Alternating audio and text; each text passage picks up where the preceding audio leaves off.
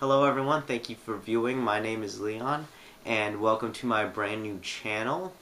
I am a student at Georgia State University where I am studying film and journalism. So I figured why not go ahead and sort of combine the two things that I'm learning and start becoming the film critic I've always wanted to be.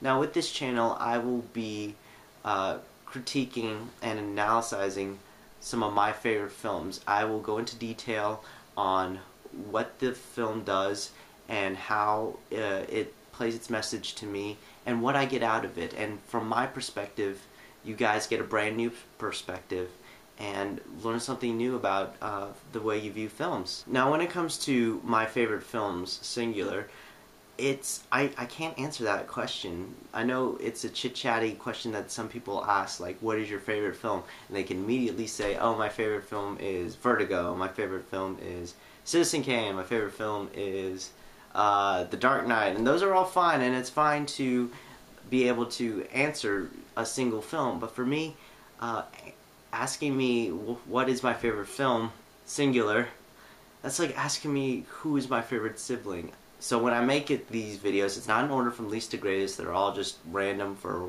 whatever reason I feel like talking about. So let's go ahead and get started with one of my favorite films of all time, 12 Angry Men. Now this is an adaptation of the stage play, and the story goes as this. An 18-year-old boy is on trial for the murder of his father, and it's up to 12 jurors to decide his fate. Right off the bat, 11 of the jurors all believe him to be guilty, want to convict him and get the whole thing over with, but one has his doubts, and since they need a unanimous decision to convict him, they all must sit down and review the evidence and talk about the fate of this young boy. Now, even though this film is written for the stage and intended to be for the stage, it's almost meant to be for cinema. Now when it comes to the stage and theater, they require a lot of movement, a lot of body movement, and a lot of level changes. And if 12 Angry Men were directed poorly and you had 12 people sit around a round table and talk for over 2 hours, that would bore the audience quickly. And even though they don't do that in the film, you can almost get away with that. And it's because of things like the close-ups and the camera angles that achieve that.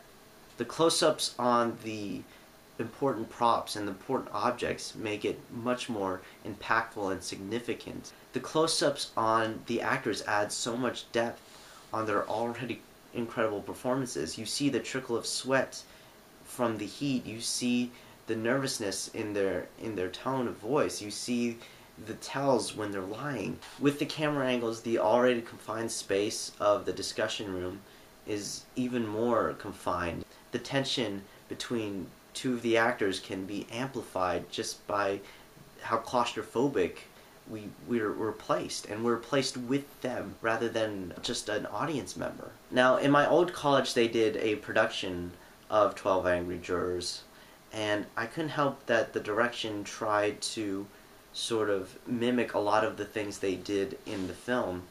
The audience was quite literally on the stage with the actors. We weren't seated in the house. They built these seats where they were stationed with the actors, and we were seated literally maybe like 5 feet away from them. So much so I saw the sweat beaming from their temples and the tension in their eyes. And even the props, I could read the writings they had on pieces of paper. It was that close and that confined. They wanted us to be part of the jurors. They wanted us to be one of them. Funny story of how I actually first saw this film. I saw it close to when I was maybe 13, 14 years old, and I had some major insomnia, and I still do. But I wanted to watch something that would help me fall asleep, and I figured, TCM will have something, and they had something in black and white at the time, so I figured, good, this will put me to sleep easily.